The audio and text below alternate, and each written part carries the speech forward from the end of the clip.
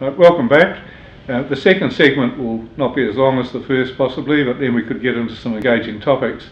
And we'll kick off with Annalise, who's got a question about Chris's own career with the media and one particular part of it, which in a way is illustrative of working in the media, in another way is probably separate from sport, although as you'll hear from the topic it could well be a blood sport. And then we'd like to look at some advice from Chris for sports students who, when they're working in a sport organisation or in a sport employment, might wish to develop writing for the media as a particular strength. So, Annalise. Chris, you joined state politics as a senior media advisor. What was that role like? It was a real change, and fundamentally a change from one side of the fence to the other. Yep. But I think when you're working in sport as a journalist, I think you sometimes take sport for granted a little bit, and it's not until you leave that you realise it's pretty special at times. Yep. And when I left sport to work for independent member for Dubbo, who was a friend of mine, and I'd lived nearby in Orange. I was just looking for a different change, an opportunity to get some experience on that side of the fence, to give me some options down the track, both as a journalist and as a media manager. And I think these days those lines are really blurring, and as many journalists are media managers as public relations graduates and things like that. No, that's something that is a concern for some public relations graduates, but having worked with many media advisors in many different organisations, often those journalists are the ones that best are delivering the material to journos. So, and it is a great perspective to get, and it is a complete contrast. You're sort of instead of you're quite beholden to the journalists, and so it's a challenge. Yeah. Did you find it was a dirty game? Well, I mean, New South Wales politics certainly has that reputation, and my experiences were quite difficult at times because we went through a very challenging time. The gentleman I worked for passed away while I was working for him, and he was in office. And then I had a major personal challenge where, as he was dying, he wanted me to stand as the member when he passed away. And that was really difficult balancing up. Is that where I wanted to go in my life? Was that the community that I was passionate about and wanted to represent in a significant forum? And then you had a lot of situations where you had different people who might have said one thing to me when he was alive, and then another thing to me when he passed away. So that was a real insight into that world, and so it was a major personal challenge. In the end,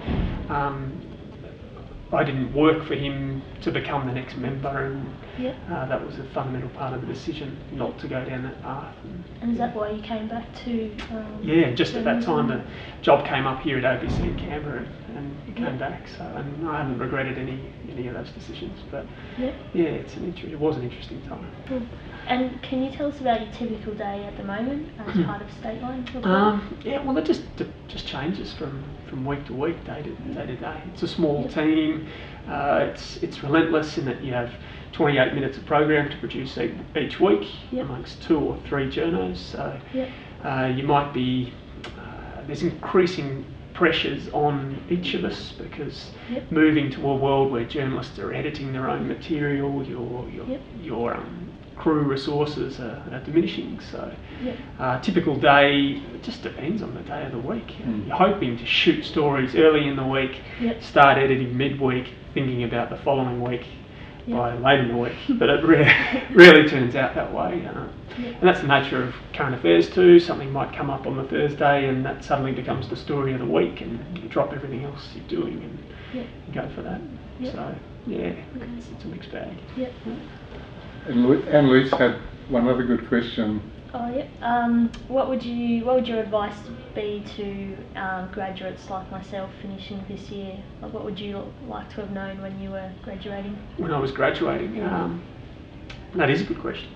I guess the most important thing, having been thrown into that industry environment when I probably wasn't ready for it, I think, is just being aware that you're certainly not as good as you think you are. Yep. And especially if you've been a student who's been achieving well at university, Yep. that doesn't necessarily mean you're going to be crackerjack in whatever that job you do. So I think it's important to take on, to really soak in all the advice you can get, and Yep. just to whatever the environment you're in is, just to have a red hot go in those first couple of years, and push the limits and offer to do more, especially if you're in a junior position, and if you're working for a national sports organisation. You know, a lot of NSOs have those entry level positions where it might be pretty mundane stuff, and make the effort to look outside the square and take on different tasks and things like that, and don't feel that that's the end too once your university career is over. Like, there's plenty of opportunities to do other courses that again will value add to your skill set and make you more valuable, more employable in all of those environments. So, yeah. And to finish up on, we have one other question for Chris, which relates in part to Annalise's group at university who are graduating and leaving at the end of this year, and most of them, we hope and we expect, because they're particularly skilled young people, will move into sport organisations and sport employment. For those who are interested in moving once they have a job in sport organisations, Chris, or as part of their job in a sport organisation, who want to write for media or want to establish a CV, if you like, in written work or media links, what could they do? Bear in mind that, you know, their experience in the sport organisation might be limited, but they've probably had 15 years of being in a wider sport environment. Well, I guess now is a pretty, again, students coming through the system now are pretty well equipped to be able to work across that range of media platforms, and there are so many opportunities out there now to be published in whatever forum, whether it's in a blog environment or whether it's an online, it's a site for whatever NSO or whatever organisation, or there's so many publications that are crying out for content in whatever form. That the fundamental key is just write about what you're passionate about, and write lots of it. I think you mentioned it before, Robin, that some students don't realise that because they are emailing and they are blogging and they are Facebooking, the mechanics of that writing is never been stronger. And with a pencil with a pen in your hand, some of us would struggle to. But whilst they are blogging, and that's sort of, it's almost like the citizen journalism movement and things.